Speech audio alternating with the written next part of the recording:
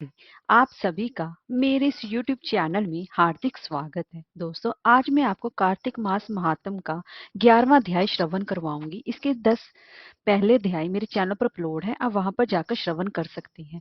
कार्तिक मास महात्म सुनने के साथ साथ अब मैं आपको कार्तिक मास स्नान की इल्ली और घुन की कहानी भी जरूर सुनाऊंगी। तो चलिए ये वीडियो शुरू करते हैं। अगर आपको हमारी ये वीडियो अच्छी लगी हो तो लाइक, शेयर और चैनल को सब्सक्राइब करना ना भूलें और कमेंट बॉक्स में जय श्री हरि अवश्य लिखें। तो चलिए वीडियो शुरू करते हैं।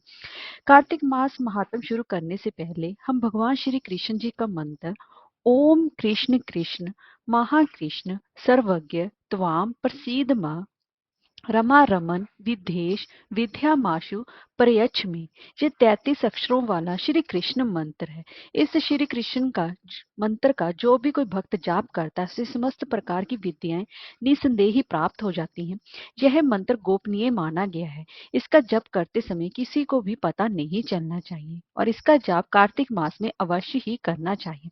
दोस्तों, कार्तिक महात्म के पिछले अध्यायों में मैंने सबसे पहले आपको कार्तिक मास में व्रत करने वालों के प्रातः स्नान के बारे में जानकारी दी थी और उसके बाद मैंने तुलसी पूजन के बारे में जानकारी दी थी।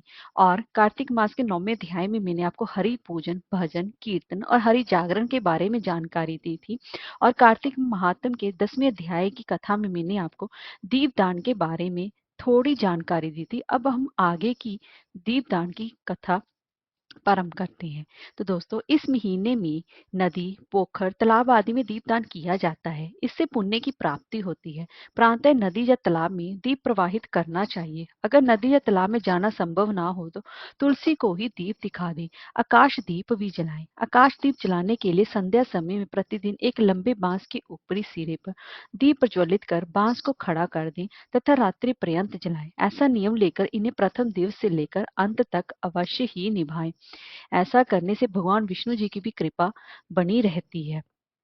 दोस्तों, दीपदान के बारे में कुछ और जानकारी अब मैं आपको अगली वीडियोस में दूंगी। अब हम कार्तिक मास महात्म शुरू करते हैं। 11वां महात्म शुरू करने से पहले अब मैं आपको 10वें अध्याय के बारे में बता दूं कि अब तक हमने पढ़ा है कि भगवान शिव के क्रोध से तीसरे नेत्र की जो अग्नि है वो उसे समुद्र में डाल देती है, जिससे कि एक राक्षस पैदा होता है और जिसका नाम की जलंधर रखा जाता है और उसका विवाह एक वृंदा नाम की स्त्री से हो जाता है। अब हम आगे की कथा श्रवण करते हैं। एक बार सागर पुत्र जलंधर अपनी पत्नी वृंदा सहित असुरों से सम्मानित हुआ सभा में बैठा था। तभी गुरु शुक्राचार्य का वहां आगमन हुआ। उनके तेज से सभी दिशाएं प्रकाशित हो गई। गुरु शुक्राचार्य को आता देखकर सागर पुत्र जलंधर ने असुरों सहित उठकर बड़े आदर से उन्हें प्रणाम किया। गुरु शुक्राचार्य ने उन सबको आशीर्वाद दिया। फिर जलंधर ने उन्हें एक दिव्य आसन पर बैठाकर स्वयं भी आसन ग्रहण किया और फिर सागर पुत्र जलंधर ने उनसे विनम्रता पूर्वक पूछा, हे गुरु जी, आप हमें ये बताने की कृपा करें कि राहु का सिर किसने काटा था। इस पर दैत्य गुरु शुक्राचार्य ने विरोचन पुत्र हिरण्यकश्यप और उसके धर्मात्मा पौत्र का परिचय देकर देवताओं और असुरों द्वारा समुद्र मंथन की कथा संक्षेप में सुनाते हुए बताया कि जब समुद्र से अमृत निकला तो उस समय देव रूप बनकर राहु भी पीने बैठ गया। इस समय पर इंद्र के पक्षपाती भगवान विष्णु जी ने राहु का सिर काट डाला। अपने गुरु के मुख से इस प्रकार के वचन सुनकर जलंधर के क्रोध की कोई सीमा न रही और उसके नेत्र लाल हो गए। और फिर उसने अपने धमसर नाम के दूत को बुलाया और उसे शुक्राचार्य द्वारा सुनाया गया वृतांत सुनाया। तत्पश्चात उसने धस्म नाम को आज्ञा दी कि तुम शीघ्र ही इंद्रपुरी में जाकर इंद्र को मेरी शरण में ले आओ।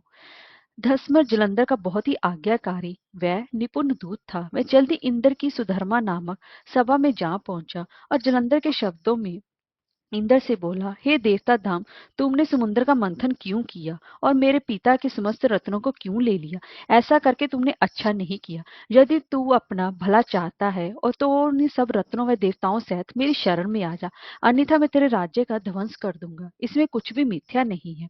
इंद्र बहुत विस्मित हुआ और कहने लगा, पहले मेरे भय से सागर ने सब पर्वतों को अपनी कुक्षी में क्यों स्थान दिया और उसने मेरे शत्रु दैत्यों की क्यों रक्षा की। इसी कारण मैंने उनके सब रत्न हरण किए हैं। मेरा द्रोही सुखी नहीं रह सकता, इसमें कोई भी संदेह नहीं है। इंद्र की ऐसी बात सुनकर वह दूत शीघ्र ही जलंधर के पास आया और सब बातें कह सुनाई। उसे सुनते ही वह दैत्य मारे क्रोध की अपने होंठ फड़फड़ाने लगा और देवताओं विजय प्राप्त करने के लिए उसने उद्योग आरंभ किया। फिर तो सब दिशाओं पाताल से करोड़ों करोड़ों दैत्य उसके पास आने लगे। शुंभ निशुंभ आदि करोड़ों सेनापतियों के साथ जलंधर इंद्र से युद्ध करने लगा। शीघ्र ही इंद्र के नंदन वन में उसने अपनी सारी सेना उतार दी। वीरों की शंख ध्वनि और गर्जना से इंद्रपुरी गूंज उठी। अमरावती छोड़ देवता उससे युद्ध करने चले। भयानक मार काट हुई। असुरों के गुरु शुक्राचार्य अपनी मृत संजीवनी विद्या से और देवगुरु बृहस्पति द्रोणागिरी से औषधि लाकर जिलाते रहे और उनको जीवन दान देते रहे। इस पर जलंधर ने क्रुद्ध होकर कहा कि मेरे हाथ से मरे हुए देवता जी कैसे जाते हैं? जिलाने वाली विद्या तो आपके पास है। इस पर शुक्राचार्य ने देवगुरु द्वारा द्रोणाचार्य से औषधि लाकर देवताओं को जिलाने की बात कह दी। यह सुनकर जलंधर और भी कुपित हो गया। फिर शुक्राचार्य जी से कहा, यदि शक्ति हो तो द्रोणागिरी को उखाड़ कर समुद्र में फेंक दो, तब मेरे कथन की सत्यता प्रमाणित हो जाएगी। इस पर जलंधर कुपित होकर जल्द ही द्रोणागिरी पर्वत के पास पहुंचा और अपनी भुजाओं से पकड़कर द्रोणागिरी पर्वत को उखाड़कर समुद्र में फेंक दिया। ये तो भगवान शंकर का तेज था कि इसमें जलंधर की कोई विचित्रता नहीं थी। तत्पश्चात यह सागर पुत्र युद्ध भूमि आकर बड़े तीव्र गति से देवताओं का संहार करने लगा। तब जब द्रोणाचार्य जी औषधि लेने गए, तब द्रोणाचार्य को उखड़ा हुआ और शून्य पाया। वह भयभीत हो देवताओं के पास आए और कहा कि युद्ध बंद कर दो, जलंधर को अब नहीं जीत सकोगे। पहले इंद्र ने शिवजी का अपमान किया था। यह सुन सभी देवता युद्ध में जय की आशा त्याग कर इधर उधर भाग गए। सिंधु सुद निर्भय हो अमरावती में घुस गया और इंद्र आदि सब देवताओं ने गुफाओं में शरण ली। हरे कृष्णा। राधे राधे। दोस्तों, अब मैं आपको कार्तिक मास में सुनी जाने वाली इल्ली और घुन की कहानी श्रवण करवा रही हूँ। बहुत समय पहले की एक बात है। एक थी इल्ली और एक था घुन। एक दिन इल्ली बोली कि आओ घुन, कार्तिक का स्नान करें। घुन बोला कि तू तो गोरी बड़ी है, तू ही नहा ले। मेरा तो मोट बाजरा पड़ा है, तो मैं नहीं नहाऊंगा। मैं तो हरे बाजरे का सीटा खाऊंगा और ठंडा पानी पीऊंगा। दोनों के बीच हुई इस वार्तालाप के बाद इल्ली तो राजा की लड़की के पल्ले के साथ लगकर चली गई और घुन नहीं नहाया। कार्तिक माह खत्म होते ही दोनों मर गए। कार्तिक का स्नान करने से इल्ली राजा के घर जन्म लेती है और घुन राजा के यहाँ गधा बनता है। राजा की बड़ी बेटी हुई तो उसके विवाह का दिन आया तो वह ससुराल के लिए विदा होने लगी। विदा होने के समय अचानक ही बेटी की बैलगाड़ी रुक गई। तो राजा रानी दोनों बोले कि ये बैलगाड़ी क्यों रुक गई? बेटी, तुझे जो मांगना है मांग ले। लड़की बोली कि मुझे ये गधा चाहिए। ये सुन राजा रानी बोले, ये क्या मांगा है? कुछ और मांग ले, ये भी कोई मांगने की चीज है? लड़की अपनी बात पर अड़ गई और बोले कि मुझे तो ये गधा ही चाहिए। लड़की की बात सुन गधा फुद फुद कर भागने लगा और लड़की के साथ वह भी चला गया। महल जाकर लड़की ने उसे नीचे ही सीढ़ी से बांध दिया। एक दिन लड़की सीढ़ी से उतरने लगी तो गधे ने कहा कि ए सुंदरी, मुझे पानी पिला दे। तब लड़की बोली, जब तुझे कहा था कि कार्तिक नहा ले तब तूने मना कर दिया था। तूने कहा कि मैं तो बाजरा खाऊंगा, ठंडा पानी पीऊंगा। लड़की और गधे की वार्तालाप उसकी देवरानी और जेठानी सुन रही थी। वे दोनों अपने देवर के पास गई और बोली कि ये तुम किस जादूगरनी को ब्याह कर लाए हो? ये तो जानवरों से बात भी करती है। अपनी भाभीियों की बात सुनकर लड़का बोला कि मैं जब अपने कानों से सुनूंगा और आंखों से देखूंगा तभी मानूंगा। अगले दिन वह सीढ़ी पर छिप कर बैठ गया। उसकी पत्नी आई और गधे ने उसे फिर वही बात कही, जिस पर रानी ने भी वही जवाब दिया। यह सब देख वह राजकुमार तलवार निकालकर सामने आया और बोला कि तुम जानवरों से कैसे बात कर सकती हो? बताओ कि तुम कौन हो? उसकी पत्नी ने उससे बहुत कहा कि औरत का भेद नहीं खोलना चाहिए, लेकिन वह अड़ा रहा कि नहीं, मैं तो सब जानकर ही रहूंगा। राजकुमार की जिद के आगे उसकी पत्नी हार गई और उसने पिछले जन्म की सारी बातें उसे बता दी कि वह इल्ली थी और यह गधा घुन था।